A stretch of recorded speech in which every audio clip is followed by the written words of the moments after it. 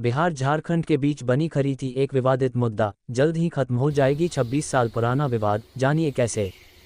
सोन नदी के जल बंटवारे को लेकर बिहार और झारखंड के बीच सैद्धांतिक सहमति बन गई है। अब दोनों राज्यों के बीच इस संबंध में एमओयू किया जाएगा। बिहार सरकार ने इसकी औपचारिक जानकारी केंद्र सरकार को दे दी है। मुख्य सचिव स्तर पर समझौते पर हस्ताक्षर किए जाएंगे, जिसकी तिथि शीघ्र तय की जाएगी। जल बंटवारे पर सहमति बनने के बाद बिहार सरकार इंद्रपुरी जलाशय निर्माण की योजना में जुट गई है। इसके लिए डीपीआर तैयार करने का कार्य शुरू कर दिया गया है। इस संबंध में प्रस्ताव राज्य मंत्रिपरिषद को भेज दिया गया है। मंत्रिपरिषद की स्वीकृति मिलने के बाद आगे की प्रक्रिया शुरू होगी। इस जलाशय के निर्माण से बिहार के 8 जिलों को सीधा लाभ मिलेगा और सिंचाई सुविधाएं बेहतर होंगी। पिछले वर्ष केंद्रीय गृह मंत्री अमित शाह की अध्यक्षता में पूर्वी रांची में आयोजित पूर्वी क्षेत्रीय परिषद की बैठक में बिहार ने सोन नदी जल बंटवारे का मुद्दा उठाया था।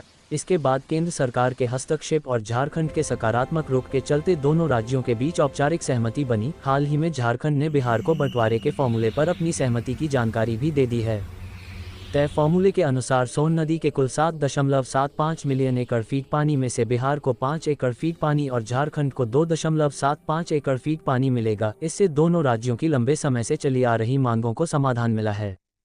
सोन नदी के जल बंटवारे का विवाद बीते 26 वर्षों से बिहार और झारखंड के बीच चला आ रहा था। वर्ष 1973 में वानसागर समझौता हुआ था, तब विवाद बिहार और उत्तर प्रदेश के बीच था।